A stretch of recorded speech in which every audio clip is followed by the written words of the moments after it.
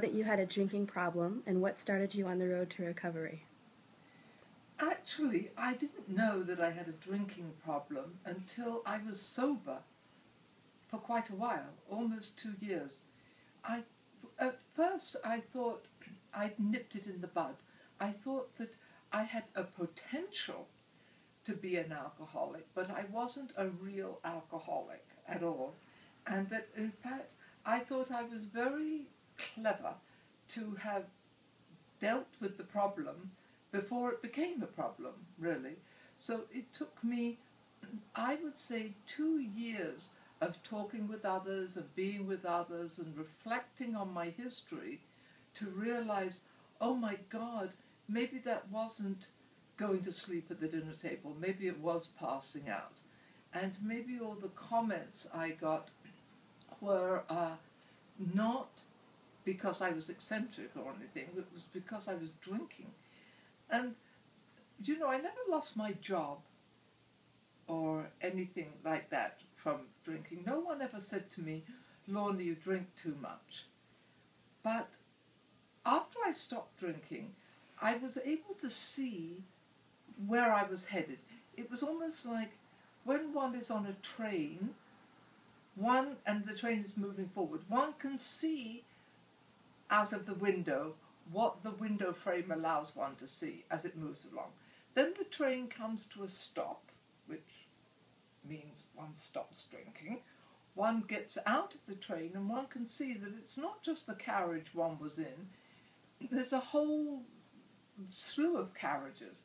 And as one walks further and further away from the train, one can see the caboose and the engine, and then one can see the scenery of where the train came from and where it's headed.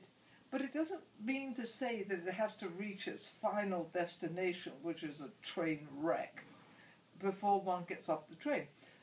And as far as my job was concerned, I could see that my boss would have called me in and he would have said to me, Lorna, you do a great job, you make a lot of money for the company, but you're a loose cannon. We never know how you're going to come to work dressed next, what you're going to say next. And we'd rather have someone that wasn't quite so flamboyant and fabulous, but one who was more reliable, that we could trust. And, no one would have said, well, we're firing you because you drink too much. So it was only, and you asked, what started me on the road to recovery? Well, I didn't decide to get sober. I just had something, I think, a very typical woman's story. I came to an emotional horror. I was even though I was in a job where I mixed with a lot of people, I was terribly alone and lonely. And that's the eternal cry, actually, of the alcoholic, is loneliness, is devastation and loneliness. And I'd just gone through the separation from my husband, and I was heading towards a divorce, which was very upsetting to me. And I just was at the end of my rope, and I never could have put it at the foot of drinking. I didn't drink a great deal. I didn't imbibe a huge quantities of alcohol, but it's what alcohol does to one, emotionally, physically, and spiritually. And actually, physically, at the end of my drinking, I couldn't be bothered to shop in regular stores. It was just too overwhelming to me to go through racks and racks of clothes and to select something. I was shopping out of thrift shops in the end, and I was wearing the same outfit day after day after day. I had other clothes to wear. I just couldn't be bothered to put another outfit together. Life was becoming all too much and too overwhelming. And I didn't decide to get sober. I know this sounds very sort of evangelical, and I don't want it to sound that way. but there's no getting around it. It's almost like a hand reached out and drew me through a doorway into a different life. And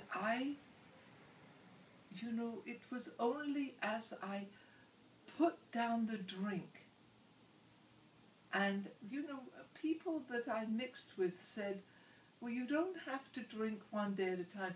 And it didn't seem that not drinking would solve my problem and would solve my heartache and my despair and the awful way I felt about myself. How could putting down this thing that I hardly took would have such an effect?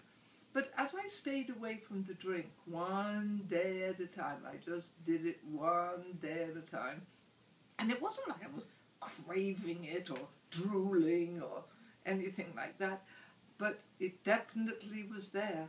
It was definitely the thing I reached for when I was in the I don't give a damn mode, or what the hell. And people will often describe themselves as a periodic alcoholic. And, to be a periodic alcoholic is sort of like having a periodic nuclear war. And